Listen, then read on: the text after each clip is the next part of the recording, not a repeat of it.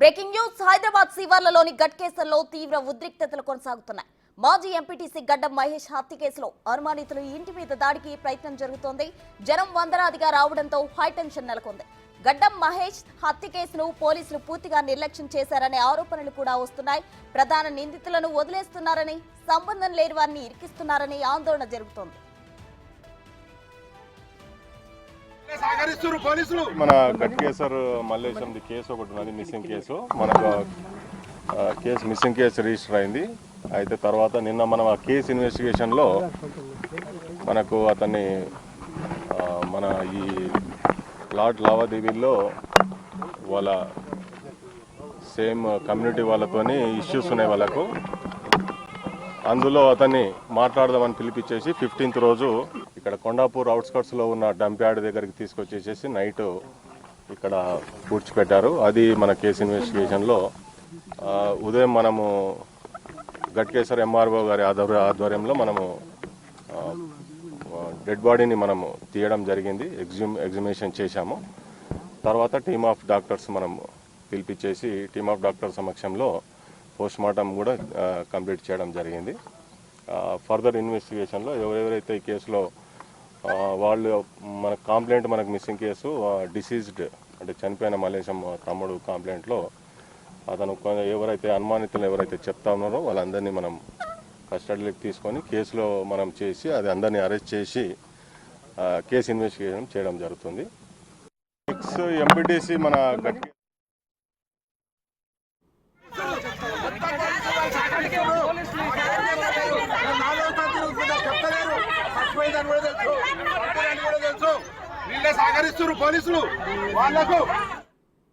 మరిన్ని వివరాలు మా ప్రతినిధి సురేష్ లైవ్ లో అందించడానికి సిద్ధంగా ఉన్నారు. సురేష్, చెప్పండి. అయితే గట్కేసర్ మాజీ ఎంపీటీసీ హత్య కేసుకు సంబంధించి కుటుంబ సభ్యులు అసలు ఏం డిమాండ్ చేస్తున్నారు?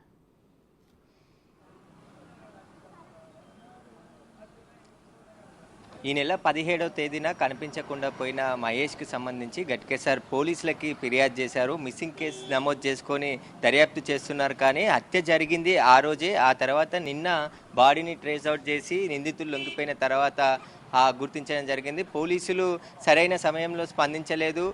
హత్య జరిగింది 17వ తారీఖే అని చెప్పేసి నిందితులు చెప్పినప్పటికీ ఇప్పుడు అప్పటి నుండి ఆ ఫోన్ నెంబర్ని కూడా వివిధ ప్రాంతాల్లో తిప్పుతూ వాట్సాప్ చాటింగ్, కుటుంబ సభ్యులకి వాట్సాప్ చాటింగ్ కూడా చేస్తున్నట్టు వాళ్ళు చెప్తున్నారు. దీనికి సంబంధించి కొంతమంది అసలైన నిందితులు ఉన్నారు, వారిని అందరినీ కూడా అదుపులోకి తీసుకోవాలి. వారు కావాలని రాజకీయంగా ఎదుగుతున్న మహేష్ని హత్య చేశారు, కావాలని కౌన్సిలర్గా పోటీ చేస్తే ఓడిపోతారని భయపడి ప్రత్యర్థులు హత్య చేశారని చెప్పేసి కూడా కుటుంబ సభ్యులు ఆరోపిస్తున్నారు. దీనికి సంబంధించి లోతైన దర్యాప్తు సరిగ్గా చేయలేదు.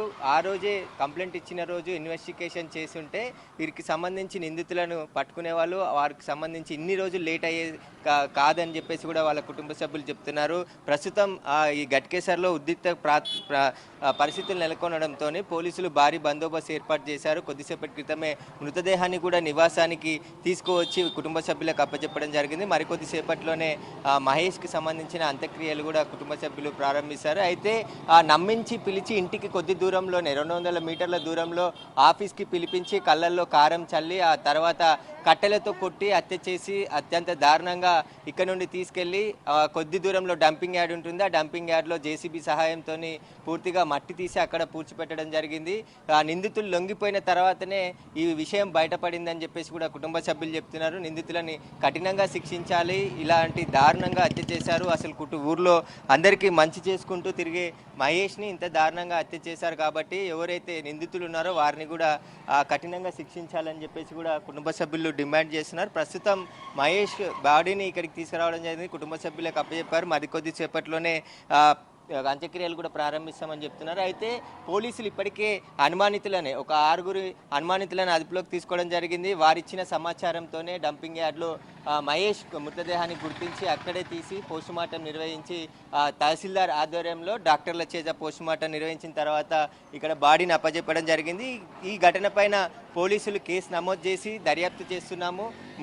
హత్యకు గల ఆర్థిక లావాదేవీలే కారణం అంటున్నారు. ఒక ప్లాట్ విషయంలో తలెత్తిన వివాదంతో అది మనసులో పెట్టుకొని ఇతన్ని అత్యంత దారుణంగా హత్య చేశారు కాబట్టి వాళ్ళు ఇంకా వేరే కారణాలు ఉన్నాయనేది కూడా ఇన్వెస్టిగేషన్లో బయటపడతాయని చెప్పేసి కూడా పోలీసులు చెప్తున్నారు. సురేష్, అయితే పోలీసులపై గట్కేస్కర్ మాజీ ఎంపీటీసీకి సంబంధించిన కుటుంబ సభ్యులు తీవ్ర ఆరోపణలు చేస్తున్నారు. నిజంగానే పోలీసులు నిర్లక్ష్యం వహించారా?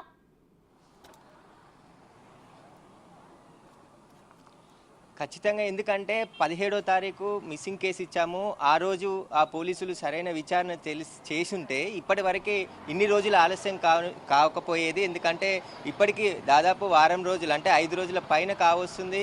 అయినప్పటికీ ఈ రోజు మృతదేహాన్ని గుర్తించారు. నిన్న అదుపులోకి తీసుకుని నిందితులు ఇచ్చిన సమాచారం మేరకు అని చెప్తున్నారు. కానీ మిస్సింగ్ అయిన రోజు నుంచి ఎవరైతే చనిపోయిన గడ్డం మహేష్కి సంబంధించిన సెల్ ఫోన్ నుంచి కుటుంబ సభ్యులకి వాట్సాప్ చాటింగ్ చేసి పీర్జాజి కూడా మరికొన్ని ప్రాంతాల్లో లొకేషన్ చూపిస్తున్నట్టు వాట్సాప్ ద్వారా చాటింగ్ చేస్తున్నారంటే ఇంకా మహేష్ బతికే ఉంటాడు.